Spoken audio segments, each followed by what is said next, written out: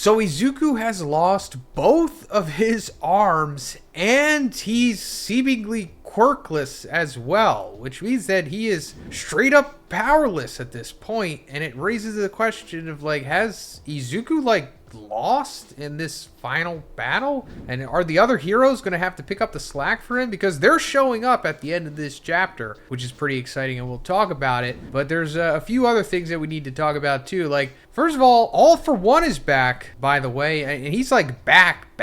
I mean, we thought that he was killed by Bakugo, but no, he has resurfaced from the consciousness of Shigaraki, at least at the end of the previous chapter. And coming into this chapter, he is like able to completely dissolve Shigaraki's consciousness and take over his body as well, which is like his grand ultimate plan this whole time. You know, raise up Shigaraki as a hatred vessel, having hatred strong enough so that he would be able to forcibly take One for All and like bypass this failsafe that it has on it. Because All for One just inherently didn't have enough hatred or a strong enough will for some reason, that he needed to raise Shigaraki in order to do it for him. And then eventually take over his body, which also needed to be modified to house the insane power that All for One would eventually have, like the All for One quirk itself. Because as the All for One quirk got stronger from getting more quirks and mixing them and developing new ones and such, his physical body would, in theory, eventually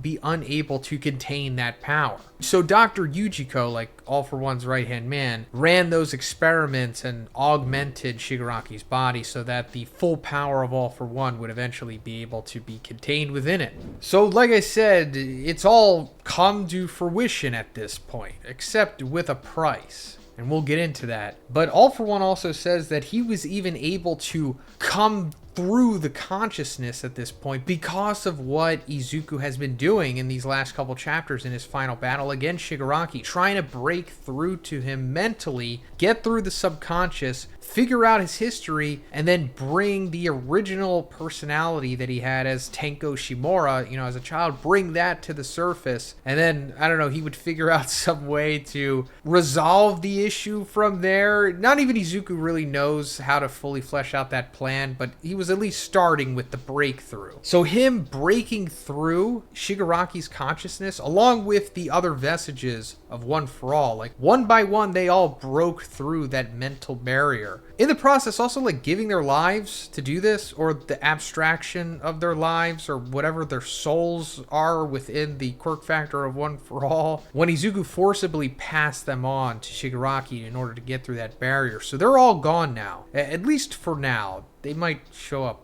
later, possibly. But this is also why Izuku is now quirkless, because he had to give One for All to Shigaraki forcibly. But it wound up, unfortunately, being what All for One needed for him to come through. And how is he coming through? Because, you know, like we said, we thought he was killed by Bakugo. Still not sure. I guess there was still like an aspect of his consciousness or his soul in the original All for One quirk factor, the way that the original One for All vestiges are in the One for All quirk factor. I mean, I guess that's just the way that it worked. And he could just have simultaneous consciousnesses, like in his tangible body that had the copy of All for One, the one that everybody was fighting, you know, that Bakugo ultimately wound up finishing off. But first, let's talk about the sponsor of this video, Storyverse. Storyverse is a mobile entertainment app delivering original adult animated short stories in a new read-watching format. The stories are short, animated, and integrate multiple forms of media to take you on a multi-sensory journey that makes the reading visual and immersive. The content spans visual genres such as science fiction, action, fantasy, thriller, horror, mystery, romance, and comedy. And all of the content is exclusive and unique to the Storyverse app. And similarly to Love, Death, Robots, and shows like Has Been Hotel, Storyverse stories are edgy and catering to mature audiences, featuring complex themes, deep character development, and even philosophical or ethical questions embedded within the narratives. So guys, you can download the Storyverse app for free by clicking the link in the description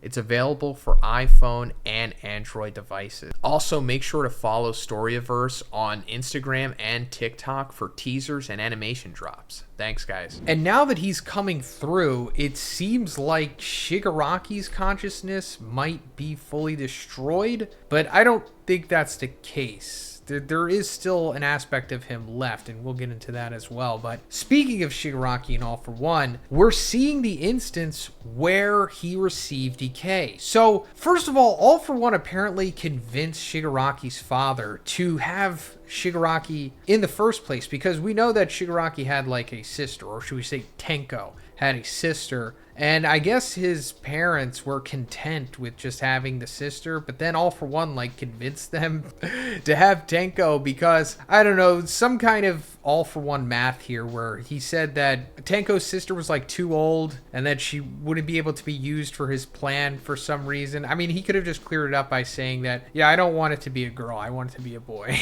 Because it seems like that's probably the case with it, but no, apparently she was too big and he couldn't handle her or whatever. I don't know. But after Tenko was born, for some reason, All for One was like able to come in contact with him as a baby. I mean, I guess All for One was like friends with Shigaraki's dad or something. I mean, they have like drinks together in these flashbacks. It's not fully explained like why they're friends or how they're friends. I guess like All for One just forced his friendship on his father. And again, in case you're unaware, he is targeting Tenko, Shigaraki, and his father because his father is the son of Nana, Nana, the seventh user of One for All, who he was feuding with at one point, eventually became the teacher of All Might.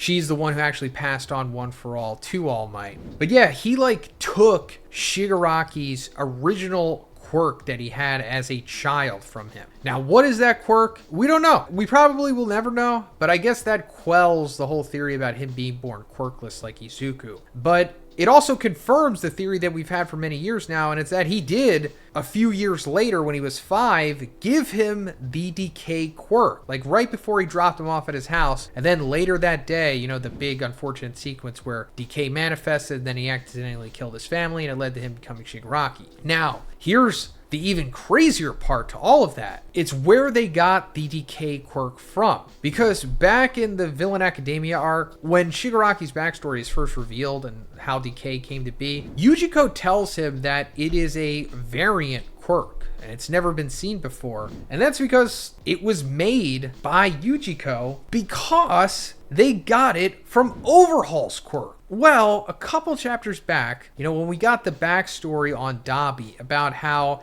after he accidentally exploded himself trying to push his quirk to the limit, and he was, so conveniently and coincidentally picked up by All for One and then put into that orphanage that he had set up, the orphanage where he kind of had the prototypes to Tenko and Shigaraki, because remember, he needed to build up a vessel from a very young age, with hatred and whatnot, so that they can develop like a genuine, pure sense of hatred and a will more powerful than All for One, so that they could take One for All. But he had multiple candidates in there. One of them, Dabi, which eventually just became Dabi, kind of just, didn't really care about him that much. But another one was freaking Overhaul. Yeah, Overhaul was in that orphanage. And apparently, Yujiko took Overhaul's quirk, or should I say, Yujiko copied Overhaul's quirk. And then he did some kind of quirkery on it to augment it so that it became decay. Now, let me explain Overhaul's quirk. Because Overhaul, as we know, has one of the best quirks in the series ever. Even to this day, it's one of the best quirks. And its name is Overhaul, but it makes me think that maybe its original name wasn't Overhaul, and maybe it was like Disintegration, because that's what it's being referred to as here. Although this is just one translation, maybe future translations will be different. But he can break down things or rebuild them, and vice versa. So what they did was they took like the breakdown aspect of Overhaul's quirk, like as they say, the disintegration, which eventually just became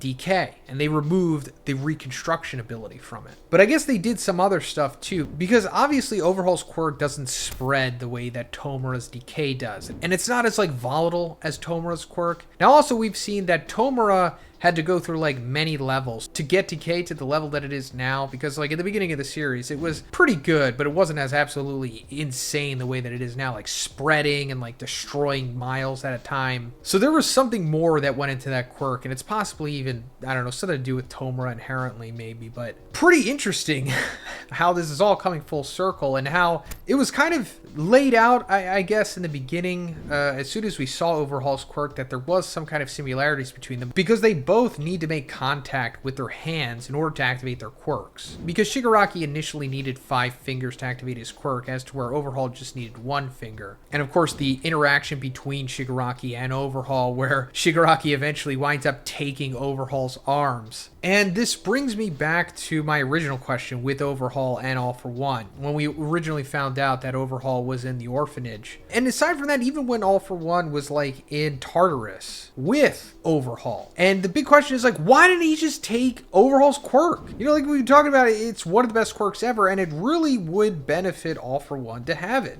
Especially when he was all mangled from the All Might fight, you know, and he became Potato Face. Overhaul's quirk could have fixed that. So I think this is like just a plot hole. Or just, maybe Horikoshi wasn't thinking about it, or Horikoshi just thought it would be too broken to take Overhaul's quirk and give it to All For One, because now it's not just All For One that should have taken it, but it was Yujiko, or Dr. Garaki, who literally made a copy of it, but then augmented it. So it's just take Overhaul's quirk, because I don't know, it's too late now, but the fact that it's being brought up here makes me think that it might come back into play later on or something maybe. But speaking of that, the reason why I think that the most is because once they come out of this memory world battle thing and they come back to reality, you know, after All For One like seemingly disintegrates Shigaraki's consciousness, he comes back and he's like in Shigaraki's body now, and it seems like he's in full control until he kind of hears something, which could be a fragment of Shigaraki's consciousness, or it could be Tenko. And he's like, silence, and then he grows like a new hand on his mouth. So this is either his final form or his penultimate final form. So that goes back to what I was saying about, like, I don't think Shigaraki's done here. I mean, I just think it would be a little anticlimactic if this is just how Shigaraki ends, and then it's just everyone versus All For One, and then Shigaraki was just kind of taken out. It just wouldn't be that easy. It at least has to be Tenko. Like, Tenko is the one who initially was supposed to be saved by Izuku because, you know, he was just a victim of circumstance. So I think that is going to come back into play here. Like, he's not done. But the other person that comes out of this is Izuku. And like we said, both of his arms are missing because they were like decayed in the memory world, which I guess had tangible effects on the actual reality. And on top of that, like we said, he also gave his quirk forcibly to Shigaraki to break through to his subconscious. So he's done at this point. Like, no arms, quirkless.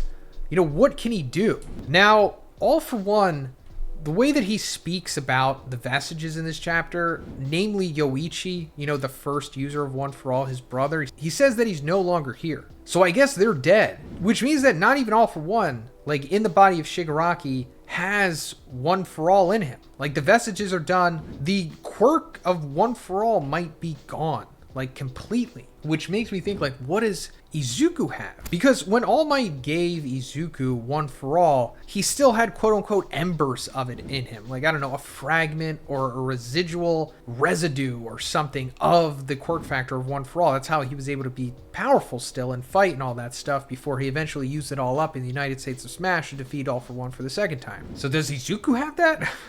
I don't know. It's not explained yet. But other than that, it's like, how can Izuku come back from this? Well, I mean, it could come back with, like I said, Overhaul's quirk being used in some way. I mean, Izuku's flesh on his arms is gone. It would be different if he just lost them and Overhaul was there, then he could reconstruct it. Now, using Overhaul's quirk, I mean, Overhaul is still like a bad guy. He's still full-blown heel. I don't think he's going to have a sudden change of heart and like try to help the good guys for some reason. But if his quirk just in general was used, he could augment Izuku with the flesh of other people. Like, he could take All For One's body or whatever, or arms or flesh, and then reconstruct Izuku with that. So if that doesn't come back into play, then if Shigaraki takes over the All For One consciousness, or Tenko does, then maybe Tenko can have some kind of quirk awakening to Decay. If Decay didn't already have an awakening, you know, with the spreading and the intense, like, mild blowing ability of it, if that wasn't the awakening, and he does have like a true awakening to decay, then he can add the reconstruction aspect of it, which was originally taken away when Yujiko synthesized the quirk. Then he can reconstruct Izuku that way. He can also reconstruct himself into, I guess, being like young Tenko again. And that would go back to solving the problem that we were talking about for a while now, that I originally thought that Eri was going to be the one that had to fix. Because Eri, in theory, could still fix everything here. She could just rewind Izuku back to a point of where his arms were still intact. She could even, in theory, at least in my opinion, rewind him to the point of where he still has the one-for-all quirk factor. I know there's a lot of hardcores that disagree with me on that, but she did it to freaking Mirio, so why couldn't she do it to Izuku? And also bring back his arms. And she could do the same thing for Shigaraki, rewind him back to when he was Tenko. But, I don't know, it seems like Horikoshi kind of quelled the notion of Eri being included in this final battle a couple chapters back when Ectoplasm was like, no, there's no way. We're too far away and you would just get in trouble and you don't have enough energy in your horn. It's like he was kind of just telling the audience to shut up about the Eri theories, which is like, well, you put it out there, bro. Like, why are you telling us to shut up? I'm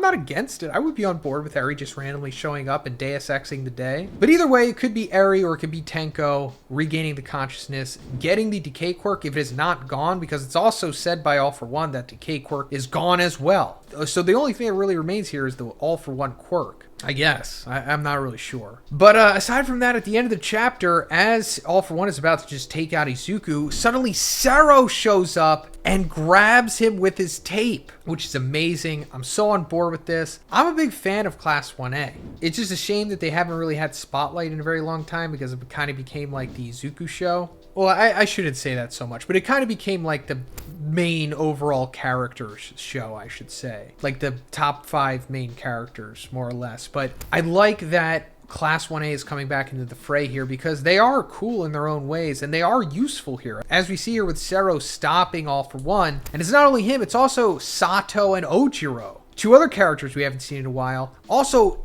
coming into the fray here, barraging All For One. So hopefully we get to see more Class 1A come in here. Like maybe all of them come in and then have their own little just beat down on All For One. They all just jump them and they just beat them down. But not only them, but it's also Aizawa coming in the final page here, coming through a Kurogiri warp gate. So I think the last time that we saw Aizawa was when he was like fighting against Kurogiri, trying to break through to him to bring Shirakumo through, because that's who Kurogiri originally was. Shirakumo, you know, Aizawa's best friend that he had when he was a student in UA. And he was eventually made into Kurogiri by Dr. Yujiko. So I think this means that he broke through to him. And I don't know if Shirakumo is like completely back, but he might have taken over the Kurogiri consciousness possibly. So now he's like a half and half being, but he's still a good guy. So he's going to come back and hopefully help everybody out. And then we'll have like a big Avengers moment where he just starts opening portals for all of the remaining heroes to come through. And then, like I said, they all jump All For One. But also now that Aizawa is here, he could use his, you know, eraser quirk to shut down the All For One quirk, leaving him